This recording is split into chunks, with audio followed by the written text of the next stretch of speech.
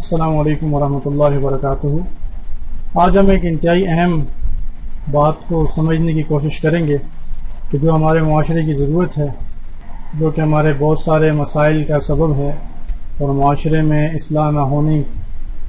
کی وجوہات میں سے ایک وجہ وہ بھی ہے۔ تو وہ وجہ کیا ہے؟ وہ وجہ اصلاح کے انداز کو اصلاح کا درکار ہونا ہے۔ یہ بات بظاہر بڑی عجیب سی معلوم ہوتی ہے کہ کیا اصلاح کے انداز کو خود بھی اصلاح کی ضرورت ہوتی ہے؟ تو جی ہاں، اصلاح کے انداز کو بھی اصلاح کی ضرورت ہوتی ہے کہ اگر اس انداز کی اصلاح نہیں ہوگی اور وہ انداز صحیح نہیں ہوگا تو جو اصلاح حاصل کرنے کے لیے کوشش کی جا رہی ہے تو وہ اصلاح بھی صحیح معنوں میں حاصل نہیں کی جا سکے گی، کیونکہ اس کا انداز، اس کا میتھڈ ہی غلط ہے۔ تو سب سے پہلے تو اس بات کو ذہن نشین کر لیں کہ اصلاح ایک الگ چیز ہے اور اصلاح کا انداز ایک بالکل مختلف چیز ہے۔ اصلاح کو ہم تربیت کے معنی میں لے سکتے ہیں، کسی کو کوئی بات سمجھانا ہے، کسی کو کوئی بات سکھانا ہے، کسی کی غلطی سے کسی کو آگاہ کرنا ہے اس کے بھلے کے لیے، اس کے فائدے کے لیے، تو اس کو ہم اصلاح کے معنی میں لیتے ہیں۔ اور اصلاح کرنے والے یقیناً انہی باتوں کو مد نظر رکھتے ہوئے اصلاح کا فریضہ سے انجام دینے کی کوشش کرتے ہیں۔ تو یقیناً یہ ان تمام لوگوں کا فرض ہے کہ جو چیز کی حقیقت کو جانتے ہیں، جو اصل کو جانتے ہیں، جو مسئلے سے واقف ہیں، تو وہ ان لوگوں کی ضرور اصلاح کریں کہ جو اس معاملے کو صحیح طرح سے جانتے نہیں اور اس سے کسی بھی طرح ان کو نقصان پہنچ سکتا ہے۔ لیکن یہاں سب سے اہم بات جو ہے وہ ہے کہ اصلاح کا انداز کیسا ہونا چاہیے،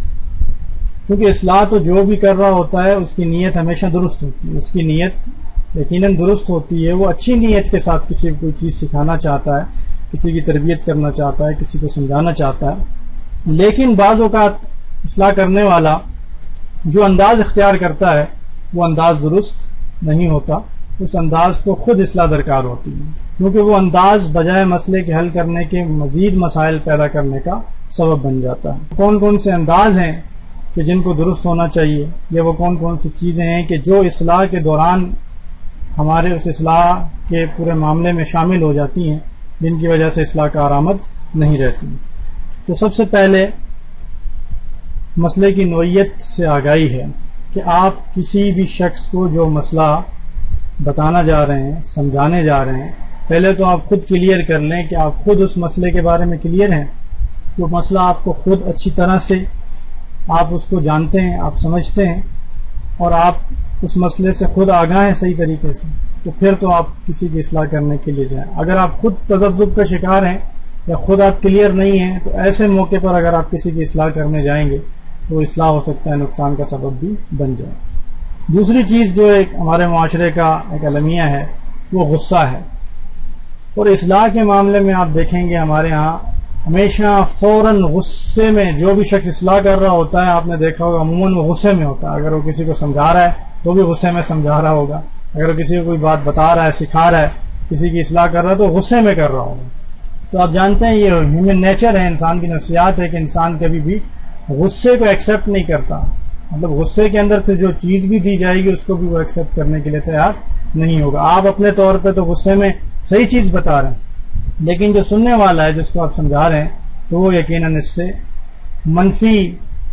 سوچ حاصل کرے گا اور بجائے اس سے فائدہ ہونے کے نقصان ہوگا۔ وہ آپ کی بات ہو سکتا ہے آپ کے ڈر کی وجہ سے سن تو لے، آپ کے غصے کی وجہ سے، لیکن وہ اس پر عمل کرنے کے لیے تیار نہیں ہوگا اور اسے سمجھنے کے لیے تیار بھی نہیں ہوگا، اور ہو سکتا ہے یہ بھی ہو کہ وہ غصے کی وجہ سے آپ کی بات سنے ہی نہ اور اس کو اہمیت ہی نہ دے۔ اسی طرح جب آپ کسی کی اصلاح کرنے جاتے ہیں تو پہلے تو آپ جس شخص کی اصلاح کر رہے ہیں اس سے پہلے اس مسئلے کے بارے میں صحیح آگاہی حاصل کر لیں کہ کیا وہ اس سے غلطی واقع ہوئی ہے یا نہیں ہوئی، اگر اس نے وہ غلطی کی ہے تو کیوں کی ہے، کیا اسباب ہیں، پہلے اس کی مکمل بات کو سننا ضروری ہے۔ جبکہ ہمارا جو رویہ ہے عمومی طور پر ہم اس اگلے شخص کی بات سننا گوارا نہیں کرتے، بعضوں کا سنی سنائی باتوں پر بھی جا کے کسی کی اصلاح شروع کر دیتے ہیں، یا بظاہر کوئی غلط نظر آنے والی چیز کو اس کی حقیقت جانے بغیر فوراً ہم اس کی اصلاح کرنا شروع کر دیتے ہیں، جبکہ ہم یہ سننے کے لیے، جاننے کے لیے تیار نہیں ہوتے کہ اصل مسئلہ تھا کیا اور کس وجہ سے یہ معاملہ پیش آیا۔ اسی طرح اصلاح کے لیے ہم لوگوں کو مجبور کرتے ہیں، ہم زبردستی کوشش کرتے ہیں کہ وہ اصلاح ہو، ان کی اصلاح ہو، زبردست۔ اور ہم اس میں ان کو مجبور کر دیتے ہیں، جس طرح سے بھی ہم ان کو مجبور کر سکتے ہوں ہم مجبور کرنے کی کوشش کرتے ہیں کہ وہ ہماری بات کو مانیں اور ضرور اصلاح کریں. تو یہ رویہ بالکل بھی درست نہیں ہے کہ ہم کسی کو مجبور کر کے اس کی اصلاح نہیں کر سکتے. ہو سکتا ہے عارضی طور پر تو وہ درست ہو جائے، لیکن مستقل طور پر وہ درست نہیں ہوگا. کچھ عرصے وہ ڈر سے اور مجبوری سے تو ہو سکتا ہے کر لے وہ کام، لیکن پھر مستقل وہ کام نہیں کرے گا، کیونکہ وہ دل سے اس کو قبول کبھی بھی نہیں کرے گا. اس طرح ہم اختیارات کا بھی بے جا استعمال کرتے ہیں کہ اگر کہیں کسی کو اختیار حاصل ہے تو اپنے انڈر جتنے لوگ ہیں ان کو اپنے طریقے پر چلانے کے لیے، ان کی اصلاح کرنے کے لیے وہ اپنے اختیارات کا استعمال کرتے ہیں. تو جس کے نتیجے میں جو ان کے انڈر کام کرنے والے لوگ ہیں ان کے اندر نفرت پیدا ہوتی ہے، بغض پیدا ہوتا ہے، اور وہ بجائے اس کام کو سمجھنے کے، اس مسئلے کو صحیح طور پر حل کرنے کے، مزید اس کے بگاڑ کا سبب بن جاتے ہیں. اور پھر اگر کسی کے پاس اختیار بھی نہیں ہے، کوئی غصہ بھی نہیں کر سکتا، تو پھر ہمارے یہاں ایموشنل بلیک میلنگ کے لیے جو طریقہ اختیار کیا جاتا ہے وہ ناراضگی کا طریقہ ہے کہ ہم ناراض ہو جاتے ہیں کہ بھئی تم نے اگر ایسا نہیں کیا تو میں ناراض ہو جاؤں گا. کسی حد تک یہ رویہ پھر بھی کسی حد تک درست ہے، لیکن یہ رویہ آپ ان لوگوں کے ساتھ اختیار کر سکتے ہیں کہ جن کو آپ کی ناراضگی کی قدر ہو. اب جن کو آپ کی ناراضگی کی کوئی قدر ہی نہ ہو، ان کے سامنے آپ یہ رویہ اختیار نہیں کر سکتے. وہ کہیں گے ناراض ہوتے تو ہو جاؤ، ہمیں کیا ہے. تو یہ طریقہ بھی ہر جگہ پر قابل عمل نہیں ہو سکتا. اسی طرح بعض اوقات ہم دشمن ہو جاتے ہیں کہ کوئی ہماری بات نہیں مانتا تو پھر ہم دشمنی پر اتر آتے ہیں، پھر ہم ان کو اپنا دشمن بنا لیتے ہیں، پھر جہاں موقع ملتا ہے ہم ان کی بےزتی کرنا شروع کر دیتے ہیں، پھر ہم ان کو برا بھلا کہنا شروع کر دیتے ہیں. تو یہ رویہ بھی کبھی بھی اصلاح کا صحیح سبب نہیں بنے گا، بلکہ اس سے دشمنی پروان چڑھے گی. اسی طرح اصلاح کو انجام دینے کے لیے تنہائی میں اصلاح کرنا بہتر رہتا ہے. ہم اگر 10 لوگوں کے سامنے کسی ایک شخص کو بےعزت کر دیں اور اس کو برا بھلا کہیں اور اس کی اصلاح کرنے کی کوشش کریں تو یقیناً اس اصلاح کا کوئی فائدہ نہیں ہوگا بلکہ نقصان ہوگا. تو اسی لیے ایک تو جس کی آپ اصلاح کر رہے ہیں اس کا موڈ بھی چیک کریں، وہ اس وقت کس موڈ میں ہے، اور پھر اکیلے میں تنہائی میں پیار اور محبت سے آپ اصلاح کی کوشش کریں تو یقیناً وہ مسئلہ سمجھ میں آ جائے گا اور جو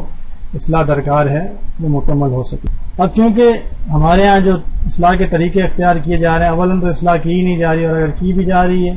تو اس کے جو طریقے اختیار کیے جا رہے ہیں وہ یقیناً بڑے خطرناک ہیں، جس کے نتیجے میں پھر معاشرے میں جو چیزیں ابھر کے سامنے آ رہی ہیں، جو نقصانات ہمارے سامنے آ رہے ہیں وہ کیا ہیں، ان پر اب ہم ذرا غور کرتے ہیں. سب سے پہلے تو اس رویے کی وجہ سے والدین اور بچوں کے درمیان میں دوریاں بڑھتی جا رہی ہیں. بچے والدین کے ساتھ بیٹھنے کے لیے تیار نہیں، والدین بچوں سے بیزار آئے ہوئے ہیں اور دوریاں بڑھتی جا رہی ہیں.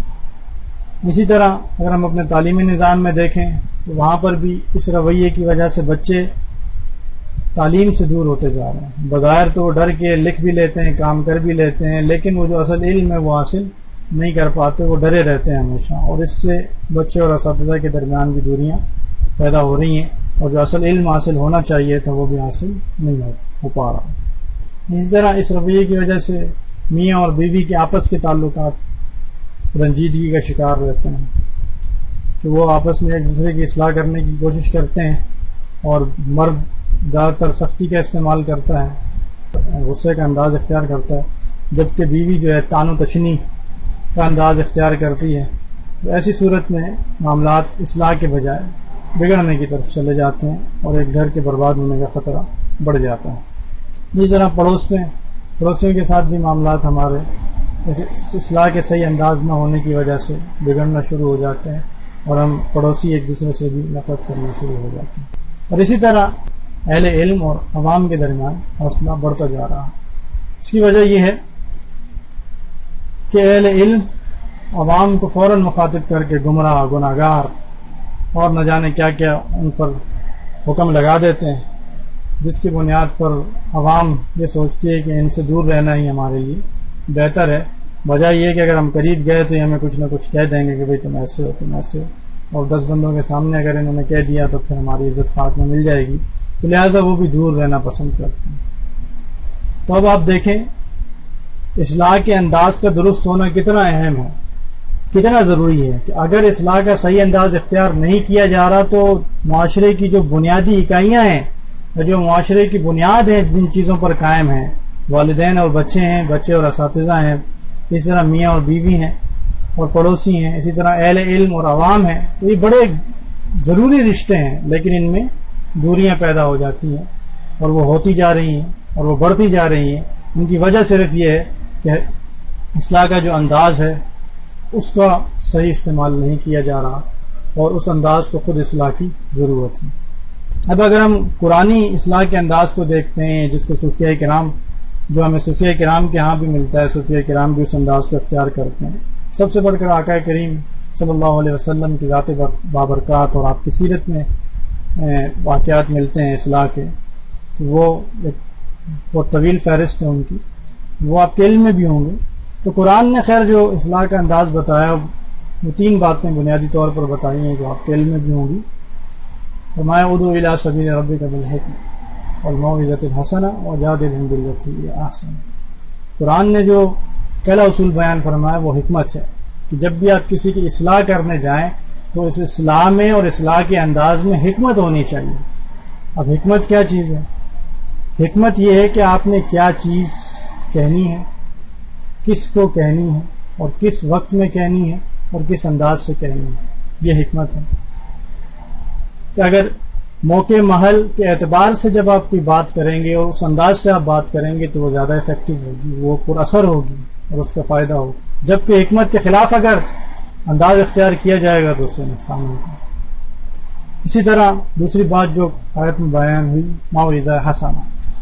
کہ اچھی نصیحتیں، اچھے انداز سے نصیحت، نہ یہ کہ ان کو گالم گلوچ کی جائے، نہ یہ کہ ان کو برا بھلا کیا جائے، نہ یہ کہ ان کو گمراہ اور فاسق اور نہ جانے کیا کہا جائے، بلکہ اچھے انداز سے ان کو نصیحت کی جائے پیار اور محبت سے، تاکہ وہ بات صحیح طرح سے ذہن نشین ہو جائے۔ اسی طرح تیسری چیز فرمایا وجادلہم بالتی ہی احسن، کہ اگر بالفرض اس کے موقع یہاں تک آ جاتا ہے کہ بات بحث و مباحثے تک آ جاتی ہے، دلائل تک آ جاتی ہے یا آرگیومنٹ ایکسچینج کرنے تک آ جاتی ہے، تو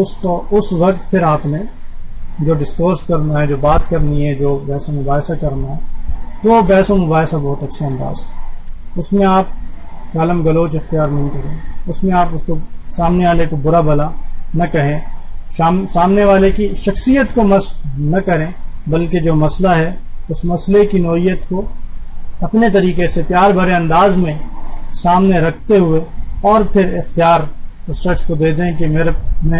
ان بنیادوں پر اس چیز کو درست سمجھتا ہوں، لہذا یہ چیزیں میں آپ کے سامنے رکھتا ہوں، اب آپ کی مرضی، آپ اس پر عمل کرنا چاہیں آپ کی مرضی، نہ کرنا چاہیں تو بھی آپ کی مرضی۔ تو لہذا ان تینوں اصولوں کو سامنے رکھتے ہوئے ہمیں اصلاح کے درست انداز کا انتخاب کرنا ہے اور اصلاح کی صحیح کوشش کرنی ہے، اور تاکہ جس مقصد کے لیے اصلاح کی جا رہی ہے وہ ہو، ایسا نہ ہو کہ وہ ہمارا اصلاح کرنا یا اصلاح کا انداز کسی اور فتنے کا سبب بن جائے، کسی اور نقصان کا سبب بن جائے، تو پھر اس سے کوئی فائدہ حاصل نہیں ہو پائے گا۔ تو لہٰذا یہ بنیادی بات تھی کہ اصلاح کے انداز کو بھی کئی مرتبہ خود اصلاح درکار ہوتی ہے۔ جزاک اللہ خیر، والسلام۔